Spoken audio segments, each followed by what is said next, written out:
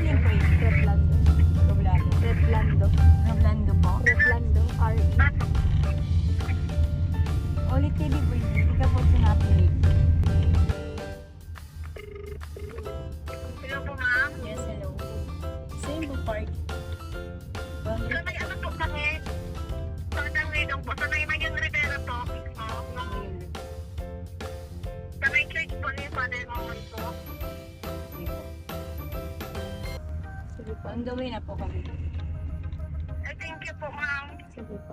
Thank you po, ma'am.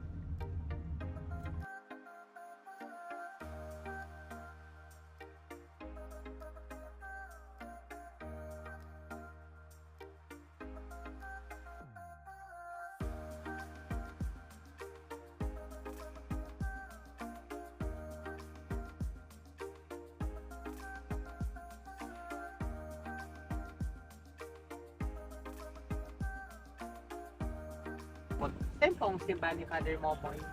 Father Momoy. Father Momon, may tayo po. Saan pong padang? Padang pa lang i-direct. Momoy? Po, yung ano po kami, hello po, yung ano po kami digdi sa may Padang Elementary School. Ano po? Inutan pa Sa po, inyo, ma'am. sa inutan pa po? Oh, sige po. Thank you. Iya po. Boundary Padang Lidong po. Boundary Padang Lidong. Okay. Pag may gate po, ma'am. Division. Ay, wala man po. Ay, wala. May Digdi ano sa po, mga Mary's nagpunta na Healing. po, ma'am. Saan po kami? Hello Opo, po. lagpas na po si DF. Ah, Yung lagpas na. primerong highway po. Yung may sa may pedestrian lane po. Merong highway.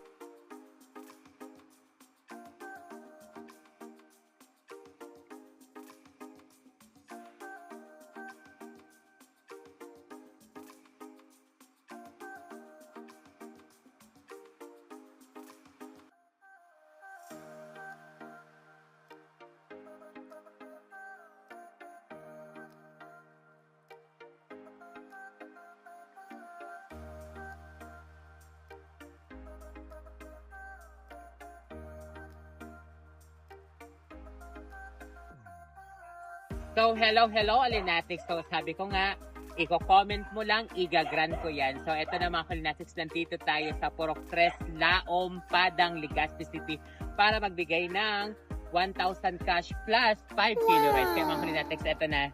This is it. Ito po yung comment ni ate. Ito na mga, actually, ito na si ate. Ano ang pangalan mo ate? Geraldine Replando po. Geraldine Reblando. So, tara mga Alinatics, punta natin ang bahay nila. Siya yung nag-comment mga Alinatics.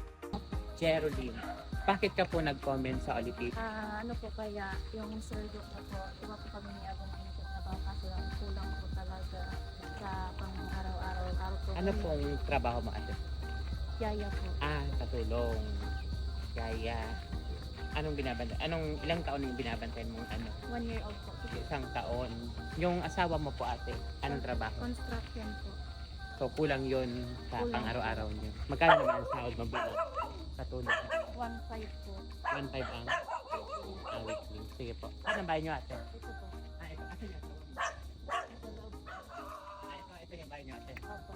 Pwede po nga. Sige muna natin. Wala ba nasa? Home sweet home. Hello po. Ayan mga Alinatics. First time ko pumunta dito sa Laom, Padang. Opo. First time ko mga Alinatics. As in, maswerte po kayo dahil kayo po yung nag-comment ate. Opo. Tapos nag-grant ko po yung comment mo. So makakatanggap siya mga Alinatics ng 1,000 pesos plus 5 kilo rice. And para po sa inyo ate. Thank you Sino yung po. sabi mong ano nangyari sa anak mo? Ano po, pneumonia po, acute gastritis, UTI, tapos ano po, dehydration na po siya. Kailan siya na-admit? Nung June 10 po, June 10. So, ilan na po anak mo ate? 3 po. Kamusta siya ngayon? Ano po, gagamot pa po kasi po mahina pong baga niya po. So, saan ka, simula dito sa Padang, araw-araw yung uwi mo, Opo, galing sa trabaho. So, pasok ko ate. opo. Maki-house raid, Charles. Halika ate, pasok. Hello po kuya. And congratulations ate. Yung asawa niya po mga Alinatics again is construction worker. Ilan naman ang sahod ng isang construction worker? Ano po, 500 po. 500 a day. So, ikaw naman 1,500 a week. So, tas yung mga estudyante pa, no?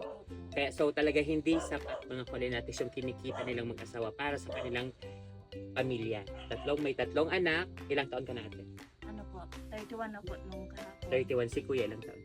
36. 36. Ayan. So, hindi sapat yung pang-araw-araw nila mga kulantrics. Pero, laban lang sa life ate. Opo. Kaya, diba sabi nila, kahit di bali walang pera, basta wag lang magkasakit. Diba? Kaya po, Kaya, sana maging okay na po yung anak mo. Maging okay na din po ang pagkabuhay niyo sa araw-araw. God bless you po ate. Welcome po. Include po ate, makakayanan mo yun lahat ng problema. Tama po talaga yung sabi mo na huwag mawawalan ng pag-asa, comment lang ng comment. True. Sabi ko talaga mga kalinrex, huwag mawala ng pag-asa. Comment lang ng comment. Malay mo, ikaw na ang mapuntahan ko at mapili ka, di ba? Congratulations po. And I'm so happy na napuntahan ko po ito mga kalinatics. Kaya mga kalinatics, I love you so much. Kaya sabi ni ate, huwag kang mawala ng pag-asa. Comment lang ng comment. Your address, your contact number, at kung bakit ikaw ang deserving mapuntahan ni Santa Oli at mabigyan ng blessing. Maraming salamat po. I love you all. Oli-oli lang. Mwah. Cheers!